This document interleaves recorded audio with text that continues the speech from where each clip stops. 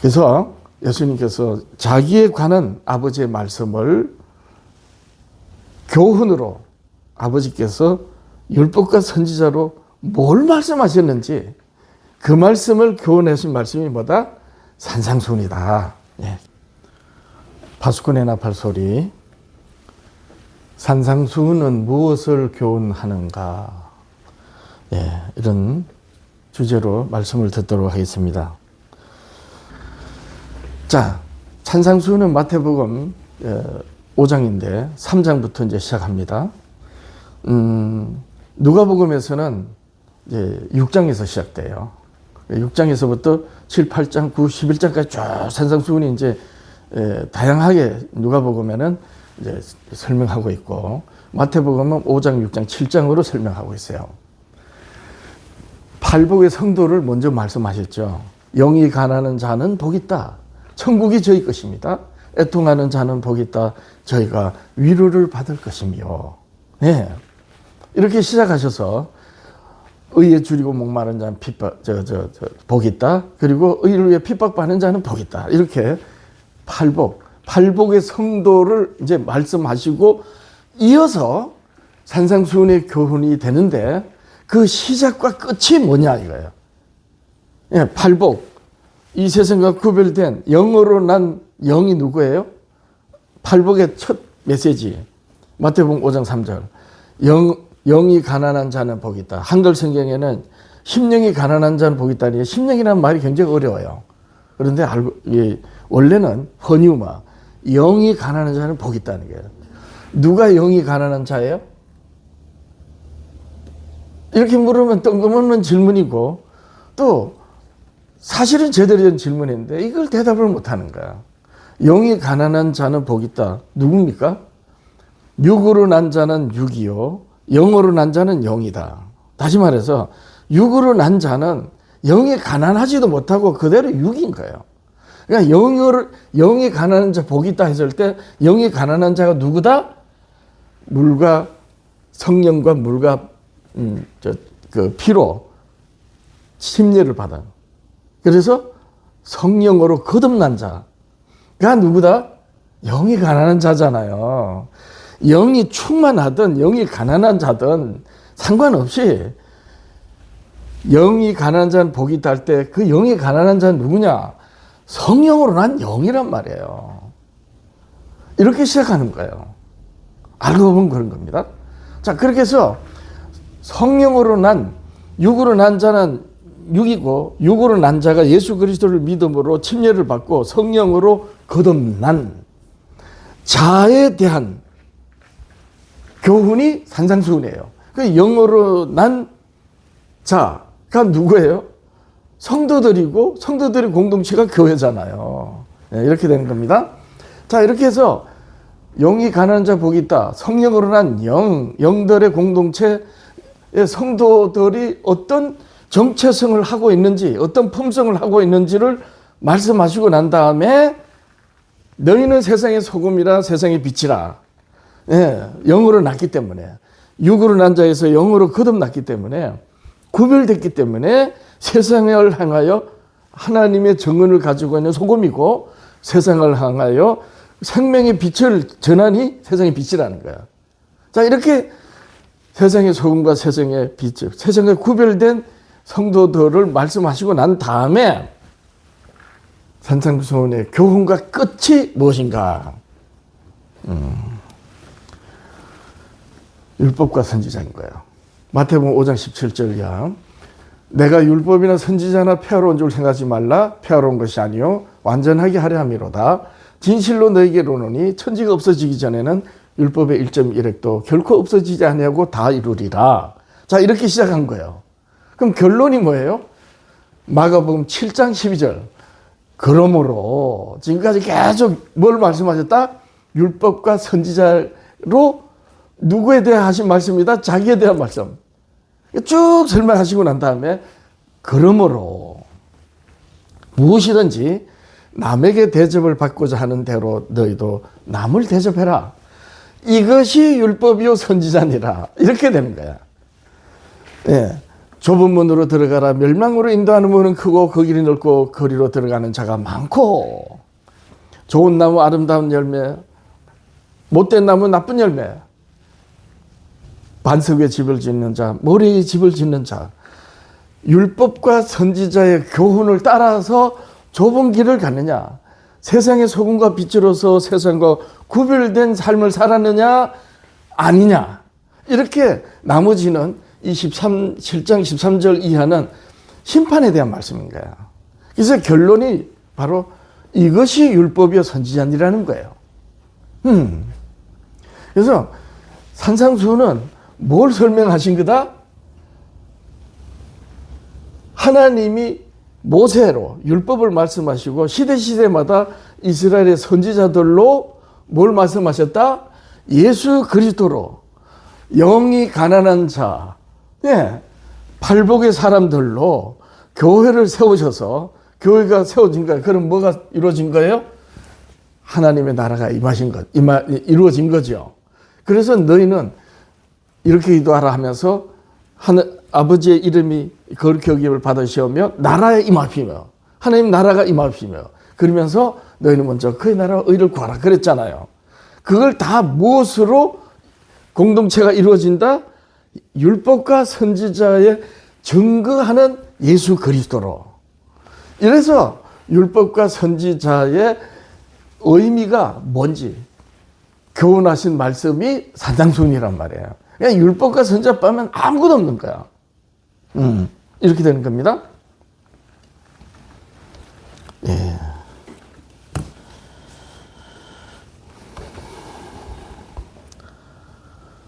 자, 이 성경은 하나님 아버지께서 아들이신 예수 그리스도로 하늘과 땅의 모든 것을 통일하시는 에베소서의 영원전에 감춰진 비밀이 바로 여기 있는 거예요.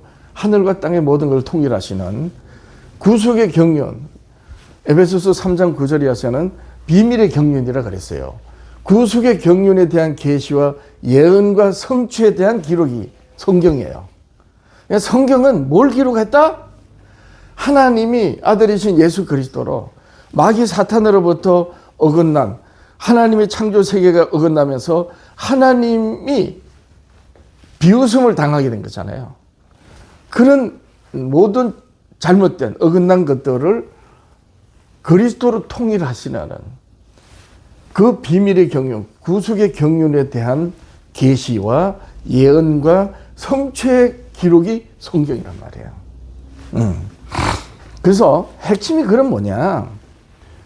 죄와 사망에서 하나님은 생명인데 사망, 그렇죠? 하나님의 의인데 불법한 것, 이게 죄란 말이에요.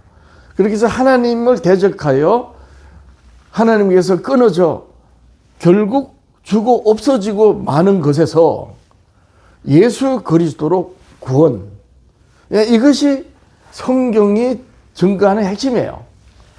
그런데 산상수훈을 잘 살펴보면 이 죄와 예수 그리스도 믿음에 대한 말씀은 한마디도 없는 거야. 예. 죄와 믿음으로 구원이 없어요. 이걸 그럼 이제 어떻게 산상수훈에서 말씀하셨는가 보는 거예요. 자, 마태복음 6장 9절. 그러므로 너희는 이렇게 기도하라. 하늘에 계신 우리 아버지여, 이름이 거룩히 여김을 받으시오며. 예수님이 가르친 이 기도를 이렇게 하라고 가르쳐주신 기도가 주제가 7가지예요. 그러면서 나라가 임하옵시며 그랬죠. 한글 개역 성경에는 그 나라이 임하옵시며 좀 어렵게 되는데 원래는 나라가 임하옵시며 뜻이 하늘에서 이룬 것 같이 땅에서도 이루어지이다. 이렇게 이제 기도하라고 이제 주기도문을 가르쳐 주시는데, 그러면서 우리가 우리에게 죄 지은 자를 사하여 준 것 같이 우리 죄를 사하여 주옵시고, 이러니까 죄를 말씀하신 것 같은데 이게 아니에요. 네, 산상수훈에는 죄와 그리스도를 믿음으로 구원에 대한 말씀은 한마디도 없어. 네, 그걸 먼저 확인을 해야 돼요. 죄는 하마르티아라 그래요. 하나님께서 어긋나다는 게 본래 뜻이에요. 그래서 이 예수님의 주기도문으로 산상도문으로 가르쳐 주실 때 우리의 죄를 사하여 주옵소서. 우리가 우리에게 죄 지은 자를 사하여 준 같이 우리의 죄를 사하여 주시옵소서라고 이렇게 기도하라고 하실 때 이 죄는 하마르티아가 아니란 말이에요. 하나님께 어긋난 그걸 말씀한 게 아니고 우리가 우리에게 죄 지은 거예요. 우리가 우리에게 죄, 사람이 사람에게 죄 지은 거. 그것은 하마르티아가 아니고 이 오펠레테스인데 그 본래 뜻이 뭐냐? 빚지다니까, 빚지다. 빚지다는 뜻이에요. 우리가 누군가에게 빚진 거, 그게 물질이든 아니면은 남을 욕보해 가지고든 사람을 죽인 것이든 그게 다 빚이란 말이에요. 알고 보면. 그러니까 죄는 하나님께 대한 것을 죄라고 하는 거예요. 그래서 그래서 예수님께서 정확하게 너희가 너희들 간에 사람이 사람 간에 지은 죄 그것을 사해 준 것 같이 하나님께 대한 죄를 사해 달라. 이렇게 기도하라고 주님이 가르쳐 주셨는데, 자 보세요. 우리가 우리에게 죄 지은 자, 사람이 사람에게 빚진 것을 사해 준 것 같이 우리 죄, 오페일레마 이렇게 됐죠. 하마르티아가 아니야. 우리의 죄, 오페일레마 빚이란 말이에요. 여기는 빚진 자는 오펠레테스, 사람. 여기는 죄, 명사, 빚이란 말이에요. 우리가 누군가의 빚을 진 것을 못 갚았을 때 빚을 받아야 되는 그리스도의 성도면 오른뺨을 때리면 왼뺨을 내밀으라는 그런 뜻이거든요. 마태복음 6장 앞에. 누가 속을 살을 그릇까지 주라. 원수를 악으로 갚지 마라. 선으로 갚으라. 그게 뭐냐면 우리가 사람이 사람에게 진 누군가가 나에게 빚을 졌어요. 그래서 내가 채권자니까 받아야 되는데 그가 못 갚거든. 어떻게 알아? 사해 준 것 같이 우리의 죄를 사해 주옵시오. 이렇게 되는 거예요. 서로 사랑하라는 거죠. 그걸 말씀하는 겁니다. 그런데 누가복음 11장 4절도 역시 산상수훈이에요. 누가복음에서는 평지설교라 그러는데 같은 내용을 누가는 하마르티아라고 번역을 했어요. 우리가 우리에게 죄 지은 모든 사람을 용서하오니 우리 죄도 사하여 주옵시고 같은 것이죠. 그런데 누가복음은 마태는 오펠레마 이렇게 죄를 사람이 사람에게 빚진 것으로 마태는 이렇게 기록했는데 왜 누가는 하마르티아를 했는가? 그러면 산상수훈의 예수님께서 죄를 일깨워 주시는 말씀 하시지 않느냐라고 할 수 있어요. 근데 안 그래요.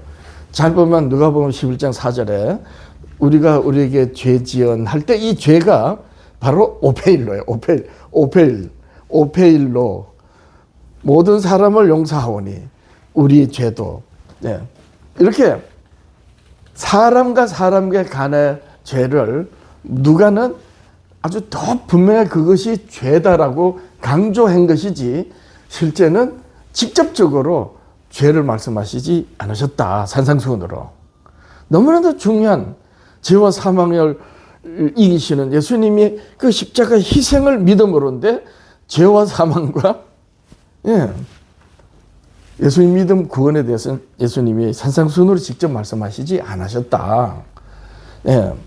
그래서 더 주의 깊게 산상수훈을 살펴야 되는 이유가 있는 것입니다.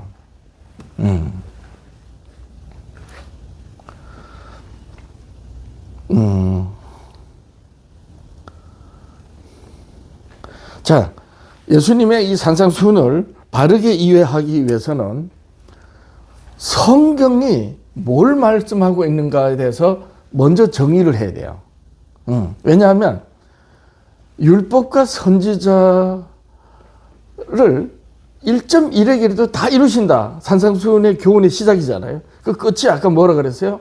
마태복음 7장 12절. 남에게 대접을 받으려면 어떻게 하라? 남을 먼저 대접하라. 이것이 율법이요 선지자다. 그럼 율법과 선지자가 뭐냐는 거야. 나는 이 10년 전에 신학을 개혁하기 전에 율법과 선지자, 예수님 말씀하신 율법과 선지자, 신약 성경에서 율법과 선지자, 침례 요한의 율법과 선지자는 침례 요한의 때까지라. 그게 뭔 말인지 몰랐어요. 그냥 예수님 하나님의 율법이고 선지자로 말씀하신 말씀이지 뭐 이렇게 생각하는 거야. 근데 어느 날 나를 개혁으로 이끌어주고 나한테 신앙개혁에 도움이 된 목사님과 대화를 하는 중에 율법과 선지자가 성경이라는 거예요. 그래서 그분은 율법과 선지자가 성경이라고 나에게 설명은 안 해줬는데 나한테 말할 때는 율법과 선지자가 성경을 말하는 겁니다. 이러면서 다른 말을 쭉 하셨어요. 그래서 율법과 선지자가 성경이구나.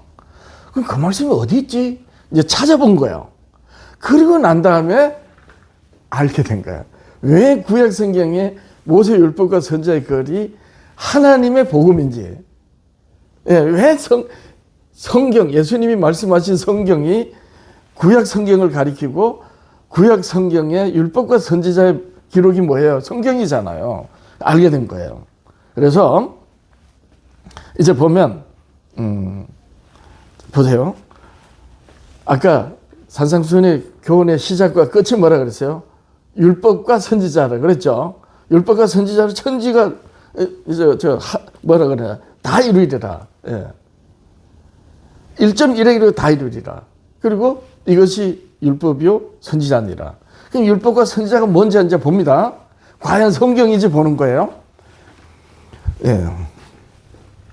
자, 요한복음 5장 36절 이하. 요한복음 5장은 5장 전체로 예수님이 자기가 하나님 아버지께서 나를 보내셨고 나를 보내신 아버지께서 나를 친히 정언하셨다. 그런데 그 정언을 누구로 하셨는지 밝히는 말씀이 요한복음 5장이에요. 36절이야.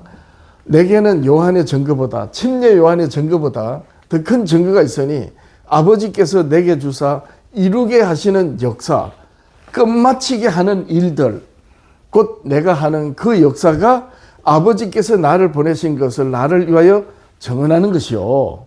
자, 아버지께서 예수님에게 주셔서 이루게 하시는 역사 끝마치는 그 모든 것이 뭐예요? 예수님의 십자가 희생이에요. 그걸 의미하거든요. 그거를 아버지께서 정언하신다. 내가 죽은 사람을 고치고 벙어리를 말하게 하고 안진뱅이를 걷게 하고 소경을 보게 하고 이 모든 것은 영적인 의미로 보면 육으로 난 자가 거듭나서 하나님의 세계를 본다는 거예요. 육으로 난 자가 결국 멸망의 길을 가는데 생명의 길을 간다는 거예요. 이걸 중풍병자와 안진뱅이를 고치는 의미로 설명이 다 되는 거예요. 귀머거리를 듣겠다. 결국 죽어서 없어지는 세상의 철학과 이생의 자랑거리를 듣고 따라갔는데 하나님의 생명의 말씀이 들린다는 거예요. 이 귀머거리를 고치는 이런 의미가. 이런 기적을 행하는 그것이 아버지께서 나를 보내신 것을 정언하는 것이다. 그러면서 뭐라느냐. 그렇게 내가 하는 그 일이 아버지께서 나를 정언하는 그것만이 아니고 라고 하시면서 또한 나를 보내신 아버지께서 친히 나를 위하여 정언하셨느니라. 그러면 누구로 하셨어요? 선지자잖아요. 이렇게 하여 요한의 때까지 율법과 선지자가 요한의 때까지 자기를 가리킨다는 의미가 되는 거예요. 나를 위하여 아버지께서 친히 정언하셨다. 너희는 아무 때도 그 음성을 듣지 못하였고 그 영상을 보지 못하였다. 그 말씀이 너희 속에 거하지 아니하기 때문이다. 유대인들은 모세와 선지자의 말씀을 아버지께서 예수 그리스도를 정언하신 말씀으로 받지 못했던 거예요. 그 말씀이 너희 속에 거하지 아니하니 이는 그의 보내신 자를 믿지 아니함이라. 그의 보내신 자가 누구예요? 아버지께서 친히 정언하신 선지자. 그리고 그 선지자 정언대로 오신 예수 그리스도 자기를 말하는 거예요. 믿지 아니함이라. 너희가 성경에서 영생을 어느 줄 생각하고 성경을 연구하거니와 이 성경이 곧 내게 대하여 정언하는 것이니라. 그러니까 성경은 아버지께서 선지자들로 예수 그리스도를 정언하신 기록이란 말이에요. 말씀의 기록. 그런데 그 핵심이 뭐다? 예수님 말씀하셨어요. 45절 이하. 내가 너희를 아버지께 고발할까 생각하지 말라. 너희를 고발할 리가 있으니 곧 너희가 바라는 자 모세니라. 자, 이제 모세가 하나님이 모세로 주신 말씀이 어떤 말씀이다? 너희를 정죄하는 심판하는 말씀이다. 첫째. 둘째. 모세를 믿었더라면 또 나를 믿었으리니 이는 그가 내게 대하여 기록하였습니다. 그러나 그의 글도 믿지 아니하고도 어찌 내 말을 믿겠느냐. 그러니까 모세의 글로 예수 그리스도를 깨달으면 구원이 되고 모세의 글로 예수 그리스도를 믿지 않으면 모세가 이제 정죄하는 거예요. 하나님 율법이 정죄하는 거예요. 그래서 하나님의 복음은 선지자들로 말씀하신 하나님의 복음은 예수 그리스도에 관한 것인데 그분을 믿고 구원에 이르라는 말씀이구나라고 들리면 복음이 되고 들리지 않으면 어떻게 돼요? 심판의 말씀이 되는 거예요. 같은 말씀이. 자, 하나님이 선지자들로 예수님을 증언하셨는데 그 증언의 기록이 뭐다? 성경이다. 그 성경의 핵심은 뭐다? 모세다. 이제 이렇게 정리가 된 거예요. 사도 바울이 바로 이 선지자의 말씀이 예수님께서 이 땅에 전파하신 복음이라는 걸 밝힙니다. 로마서 1장 1절이야. 사도 바울이 하나님의 복음을 논증한 거예요. 자기가 사울일 때 깨닫지 못했다가 율법에 통달했지만 못 깨달았어요. 왜냐하면 율법 조문과 씨름했거든. 근데 다메섹 도상에서 예수님을 만났을 때, 아니 그 전에 스데반 집사가 순교하면서 모세의 글로 예수 그리스도를 증언하신 하나님의 말씀이라는 걸 스데반 집사로 들었어요. 근데 그때는 못 깨달은 거야. 왜냐하면 사도 바울은 예수님을 그 십자가가 모세의 글에 의하여 이 선지자들로 말씀을 해서 예수님이 희생되셨다는 것이 십자가의 희생과 부활인데 그걸 안 믿었거든요. 그러니까 사도 바울이 율법에 통달했지만 예수님을 못 깨달은 거예요. 스데반 집사로 설교를 듣고도 못 깨달은 거예요. 근데 다메섹 도상에서 예수님이 나타나셔서 사울아 사울아 네가 왜 나를 핍박하느냐. 누구시오니까 네가 핍박하는 예수다. 이 말씀에서 사도 바울이 딱 이제 깨닫게 되거든요. 그리고 난 다음에 자기의 사울 일적을 회상하면서 하나님이 선지자들로 말씀하신 그 말씀을 붙들고 교회를 핍박하고 예수 믿는 성도를 핍박했던 자신을 회상하면서 자기가 그토록 붙들고 잘못 알았던 그 말씀들이 모세와 선지자의 말씀들이 예수 그리스도를 증언하시는 하나님 아버지의 복음이다라고 논증한 게 뭐다? 로마서란 말이야. 로마서 1장 1절이야. 예수 그리스도 종 바울은 사도로 부르심을 받아 하나님의 복음을 위하여 택정함을 입었으니 이 복음은 하나님의 복음은 선지자들로 말미암아 그의 아들에 관하여 성경에 미리 약속하신 것이라. 자, 조금 전에 하나님께서 친히 증언하셨다. 그것이 성경에 기록되어 있다. 가장 핵심이 뭐다? 모세다. 그랬죠. 바로 이 사도 바울이 지금 이걸 말한 거예요. 이 복음은 하나님의 선지자들로 말미암아 이스라엘 첫 선지자가 모세라 그랬습니다. 그의 아들에 관하여 성경에 미리 약속하신 것이다. 율법과 예언과 계시 이렇게 된 거죠. 복음에는 하나님의 복음에는 하나님의 의가 나타나서 믿음으로 하나님의 복음을 믿음으로 그 복음이 증거하는 믿음에 이르게 하나니 예수 그리스도를 믿는 믿음에 이르게 하나니 기록된 바 오직 의인은 믿음으로 말미암아 살리라 함과 같으리라. 그러니까 예수님께서 산상순으로 교훈의 시작을 모세 율법과 선지자로 시작하셨죠. 결론이 뭐예요? 모세와 율법으로 결론 낸 거예요. 그렇죠? 그러니까 산상수훈은 결국 하나님의 복음을 논증한 거예요. 산상수훈의 복음이라는 말은 한마디도 없어. 바로 그 말씀입니다. 그래서 처음에 서두에 산상수훈은 팔복, 세상의 소금과 빛이 되는 세상과 구별된 성령으로 난 영, 성도들의 공동체를 말씀하시는 게 산상수훈이고 교회를 이루는 성도들이 어떤 사람들이다? 영이 가난한 자들, 즉 성령으로 거듭난 이 세상에서 구별된 성도들을 말한다. 그 성도, 세상과 구별된 성도들의 공동체, 교회는 어떤 정체성을 하고 있다? 율법으로 시작해서 율법으로 예수님이 교훈하셨다 그랬죠. 바로 율법과 선지자, 율법의 1.1억이라도 다 이루리라. 남을 대접하라. 이것이 율법이요 선지자니라. 즉 하나님의 복음을 설명한 것이 뭐다? 산상수훈이란 말이에요. 그래서 오늘날 이 교회들이 정통을 주장하는 교회들이 특히 그래요. 율법과 선지자가 하나님의 복음, 예수 그리스도를 증언하신 하나님의 복음이라는 걸 모르다 보니까 산상수훈을 1000번 100번 읽어도 하나님의 복음을 강령으로 예수님이 말씀하셨다는 걸 까맣게 모르는 거예요. 왜냐하면 복음이라는 말이 한마디도 없으니까 산상수훈에. 그냥 율법과 선지자라고만 말했거든요. 예수님이. 이게 못 깨닫는 거예요. 그런 겁니다. 그래서 율법과 선지자는 오시는 예수 그리스도를 아버지께서 성경으로 선지자들로 미리 정언하신 하나님의 복음이다. 그러면 복음의 핵심이 뭐다?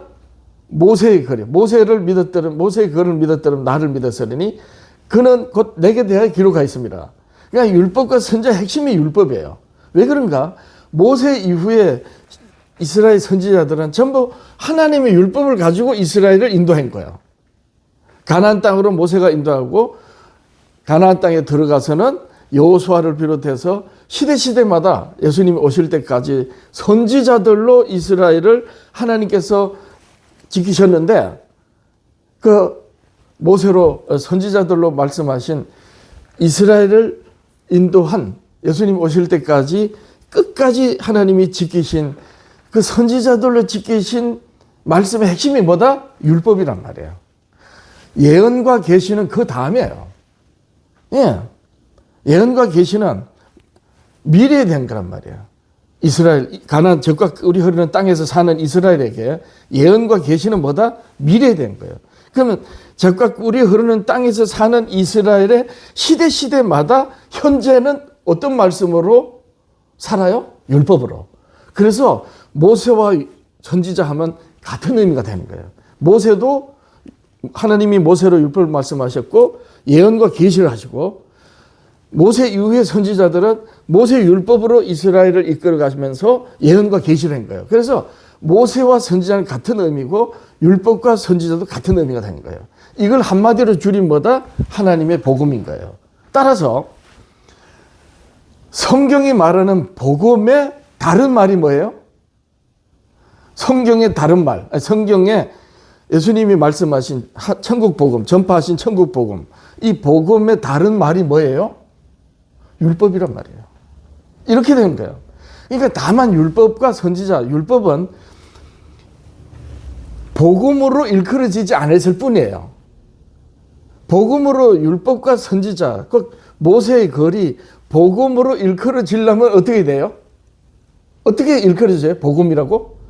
그 율법과 선지자가 예수님을 가리키기 때문에 예수님이 오시기 전에는 그냥 율법과 선지자로 불린 거야. 근데 그 예수님을 가리키기 때문에 예수님이 오셔서는 어떻게 돼요? 율법과 선지자가 복음으로 되는 거예요. 이걸 어떻게 설명해야 되냐고 무척 기도를 했어요. 그래서 어저께 일찍 들어가가지고 누워서 밤새도록 일찍 자고 일찍 나와야지. 정말 일찍 나오려고 잠이 들었는데 밤새도록 생각이 나서요. 율법과 선지자 같은 분명히 율법과 선지자가 복음인데 복음으로 불리기 전에 율법으로 불렸고 예수님이 오셔서 왜냐하면 율법이 예수님이 가리키니까 예수님이 오신 다음에는 그 율법을 복음이라고 말씀하신 건데 이거 어떻게 표현해야 되나? 쉽게 가만히 생각하니까 좀 표현이 적정한지는 몰라도 이렇게 생각이 들어요. 내가 결혼하기 전에는 뭐예요? 아버지 아들이야. 아버지 아들. 그죠? 아들이란 말이에요. 아버지 아들. 근데 혼인해가지고는 어때요? 가장이야. 남편이야. 그러니까 달라진 건 하나도 없는 거야. 아, 율법과 선지자가 복음인 거예요. 다만 그 율법과 선지자가 그리스도를 가리키기 때문에 그리스도가 세상의 구원을 위하는 일을 하시기 전에, 세상에 나시기 전까지는 예수님의 입으로 모세와 선지자로 말씀하신 하나님 아버지께서 나에 대하여 정언하신 것이야 라고 말씀하시기 전까지는 율법과 선지자로 불리던 거예요. 이제는 예수님이 그 율법과 선지자 아버지의 말씀으로 자기를 증거하시면서 선지자들로 말씀하신 아버지의 말씀이 율법과 선지자의 말씀들이 복음이야 라고 했던 거죠.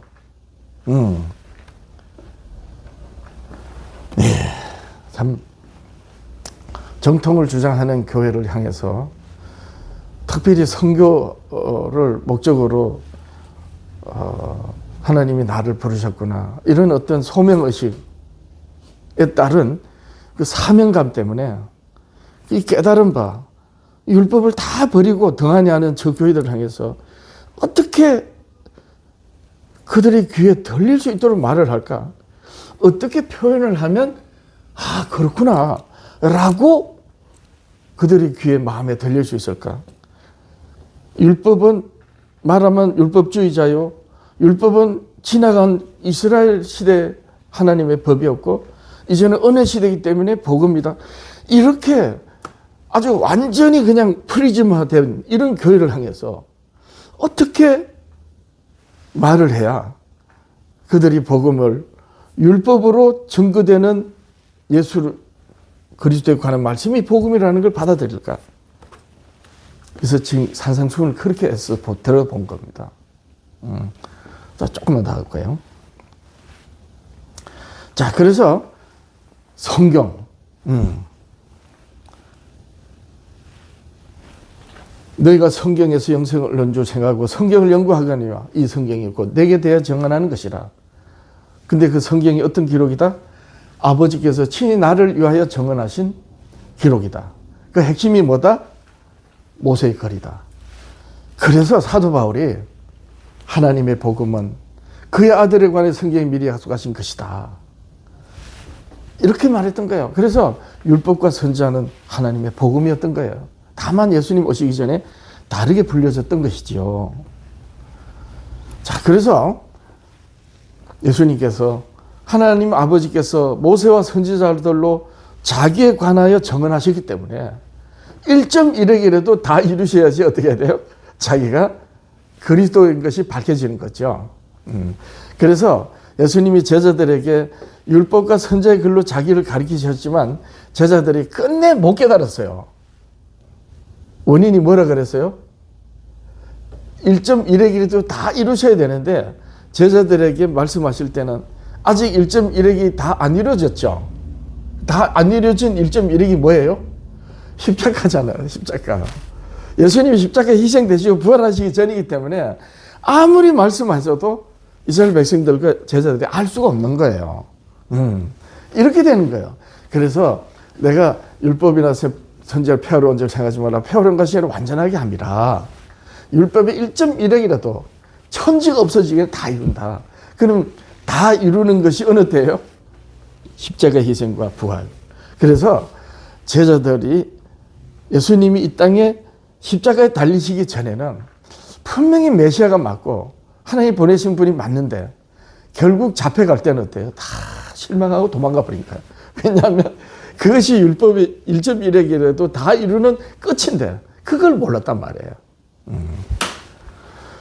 자, 그래서 마태복음 7장 10절이야. 그러므로 무엇이든지 남에게 대접을 받고자 하는 대로 너희도 남을 대접하라. 이것이 율법이요 선지자니라. 그렇게 살았냐? 안 살았느냐? 이게 이제 좁은 문, 멸망으로 인도하는 문 가는 자, 이 열매로 그들을 알리라. 이렇게 반석의 집을 지은 자, 모래의 집을 지은 자, 이렇게 이제 결론으로 따라가느냐 안 따르느냐 말씀하시는데 그 결론이 율법과 선지자예요. 근데 그러므로 율법의 교훈이 뭐다?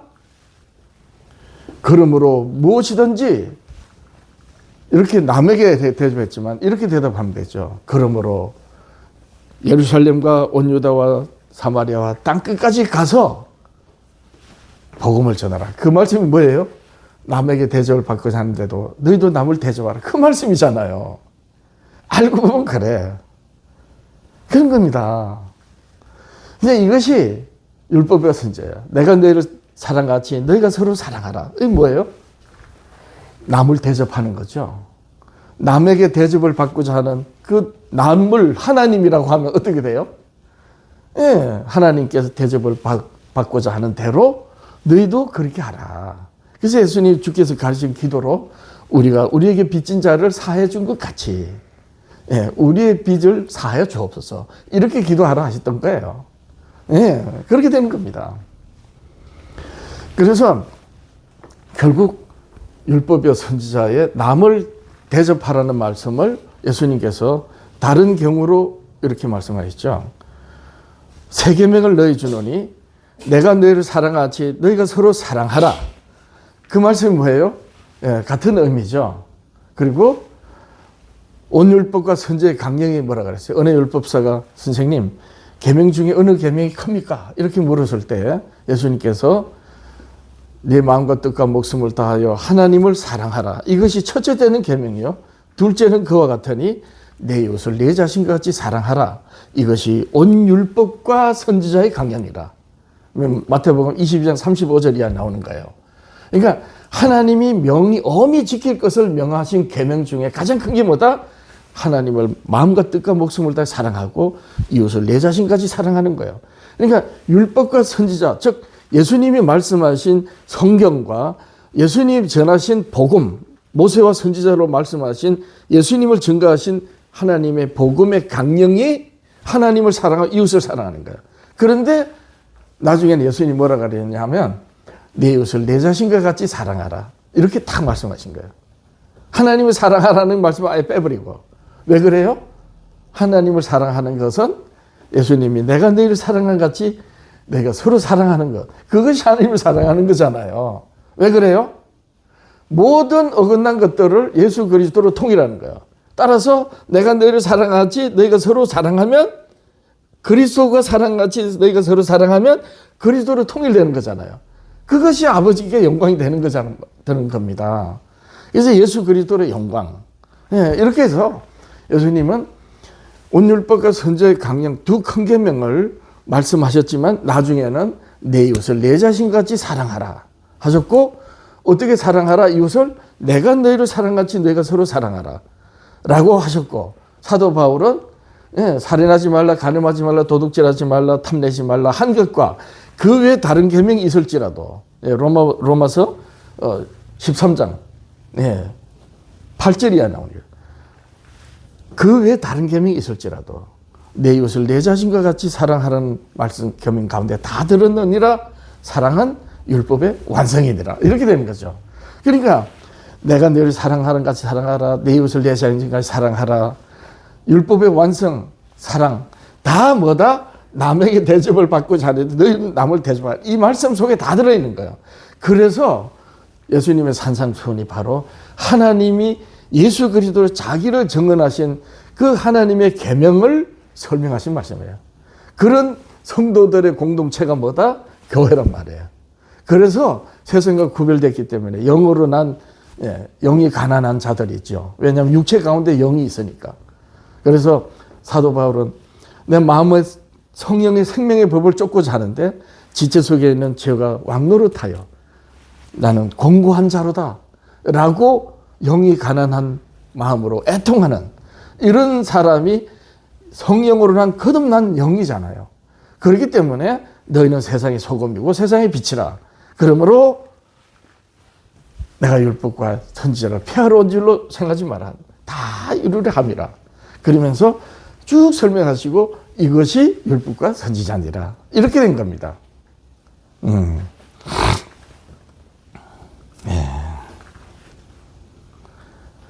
이제 쭉 여러 가지 말씀이 있는데, 그 다음 시간에 기회가 있으면 살펴보기로 하고요. 그래서 참, 율법과 선지자가 어떤 의미인가? 이 율법과 선지자하고 복음하고 어떤 관련이냐? 복음이 복음으로 불리기 전에 율법과 선지자로 불렸다. 그런데 그것이 예수님을 가르치는 하나님의 말씀이기 때문에 예수님이 세상에 오셔서 공생애를 시작한 때부터는 어떻게? 자기를 증언하신 율법과 선지자가 세상을 구원하는 나에 관한 말씀이다 라고 하시는 말씀으로 세상에 선포하셨기 때문에 복음인 거예요. 같은 의미란 말이에요. 알고 보면. 이것을 모르면 어떻게 돼요?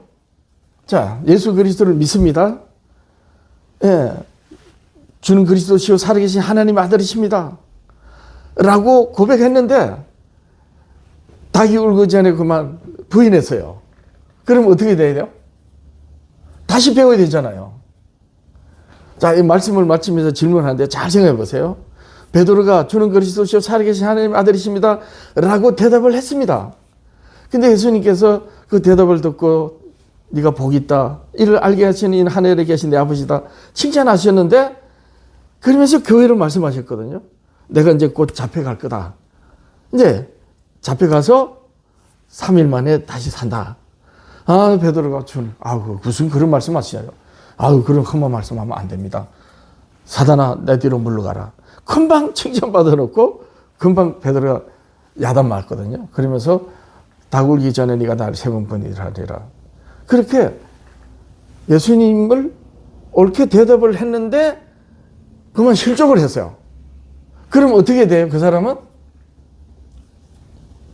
한번 대답해 보세요. 자, 예수님을 하나님의 아들이고 그리스도라고 고백하고 믿는데 그만 실족합니다. 그러면 그 사람은 어떻게 됩니까? 다시 배워야 되겠죠. 다시 배워야 되는 사람 보고 뭐라고 그랬어요? 히브리서 5장 12절로 너희가 때가 오래되어 마땅히 선생이 될 터인데, 그 예수 그리스도를 모세와 선지자의 글로 이제 이웃들에게 잘 설명할 수 있는 너희가 돼야 되는데 도로 젖이나 먹을 자가 됐다. 누군가에게서 하나님의 말씀의 초보에 대해서 다시 배워야 될 자가 되었도다. 그 하나님의 말씀의 초보가 뭐라고요? 복음으로 불리기 전에 율법과 선지자의 말씀이란 말입니다. 예, 복음은 예수님의 입에서 율법과 선지자로 자기에 관해 말씀하시고, 그리고 자기가 하시는 일에 대해 말씀하신 게 복음이거든요. 그러니까 예수님을 아는 사람은 이제는 어떻게 해요? 예수님을 믿음으로 따라가죠. 그 계명을 따라가는 거예요. 예루살렘과 온 유다 사원과 땅끝까지 사마리아 정인이 되는 거예요. 그 정인은 세상이 싫어해요. 그러니까 단단한 음식이죠. 예, 연단을 받아서 지각을 사용해서 연단을 받아 선악을 분별할 줄 아는 이런 일은 예수 그리스도로 깨닫고 믿음으로 내가 어디든 가서 하나님의 예수님으로 말씀하신 말씀의 씨앗이 돼서 헌신할 줄 아는, 이게 의의 말씀을 쫓아가는 단단한 음식을 먹는 장성한 자의 모습이에요. 근데 거기까지 이르러야 되는데 예수님을 믿습니다 하고는 나아가지 못하고 도로 실족하는 거예요. 그러면 어떻게 된다? 도로 누군가에게서 하나님의 말씀의 초보를 다시 배워야 된다. 그 젖을 다시 먹어야 된다. 그것이 무엇이다? 모세와 선지자로 아버지께서 예수님을 대하여 말씀하신 그 말씀이다.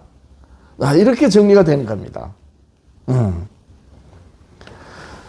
네, 그래서 예수님께서 자기에 관한 아버지의 말씀을 교훈으로 아버지께서 율법과 선지자로 뭘 말씀하셨는지 그 말씀을 교훈하신 말씀이 뭐다?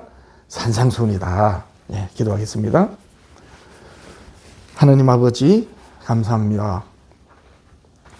예수님께서 이 땅에 계실 때 따르는 제자들과 그리고 배척하고 핍박하고 끝내 대적하고 많은 아버지 하나님의 백성 유대인들을 향하여 참으로 많은 말씀으로 여러 가지 비유와 또 행하신 일로 깨닫도록 무척이나 애를 쓰셨습니다.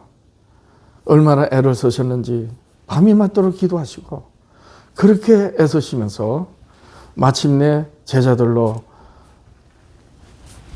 우리 주님이 누군지를 아는 그 대답을 들으시고 이제 교회를 말씀하시면서 강령으로 산상수훈을 하신 이 말씀을 오늘 우리가 들었습니다. 어떤 의미인지 하나님 아버지시여 오늘 두신 말씀을 마음에 새기고 이 말씀을 대할 때마다 깊이 상고해서 진실로 우리 주님께서 교회를 위하여 세우신 사도들이 앞으로 여러 가지 환란이 있고 여러 가지 도전에 직면했을 때 그래서 이런 말 저런 말 많은 시험들이 들 때 오직 사도들의 의견을 쫓아서 따르라 고 명하신 목적으로 말씀하신 산상수훈 아버지 하나님 오늘 말씀을 들었습니다. 이 말씀은 2000년 전에 예수님이 사도들에게 하신 말씀 그 뜻과 여전히 같아오니 우리가 말씀을 읽을 때마다 오늘 들은 말씀해 주신 이 말씀을 바탕으로 성경을 상고할 수 있게 하옵소서. 그리하여 아버지 하나님이시여 땅끝까지 가서 그리스도의 정인이 되라고 그렇게 세우시는 우리 주님의 그 교훈과 당부 아버지 하나님 사도들이 편지를 보내셔 우리가 사도들의 편지가 되었으니 잘 깨닫고 우리 주님 오시는 길을 예비하는 주께서 하시는 그 일에 헌신하는 우리들이 될 수 있게 하옵소서. 십계명 회복 선교회를 세우시고 이렇게 교회로 아버지께 예배드리며 헌신할 수 있도록 하시니 감사드립니다. 오 아버지 하나님이시여 모든 걸 다 내버리고 프리즘된 사상과 그 전통과 문화 모든 걸 다 버리고 오직 성경으로 그리스도를 깨닫는 은혜를 따라서 아버지 하나님 헌신할 수 있는 이 교회 성교회 될 수 있게 하옵소서. 믿음을 함께 할 수 있는 사람들을 주여 만날 수 있게 하시고 모든 섬김 위에 우리 주 예수 그리스도로 말미암아 아버지께 영광되게 하옵소서. 예배 드리면서 예물 드립니다. 드려진 성교회의 복을 다하시고 구하는 것마다 주의 뜻을 구하여 우리 아버지 하나님께 영광되게 하옵소서. 예수님의 이름으로 기도합니다. 아멘.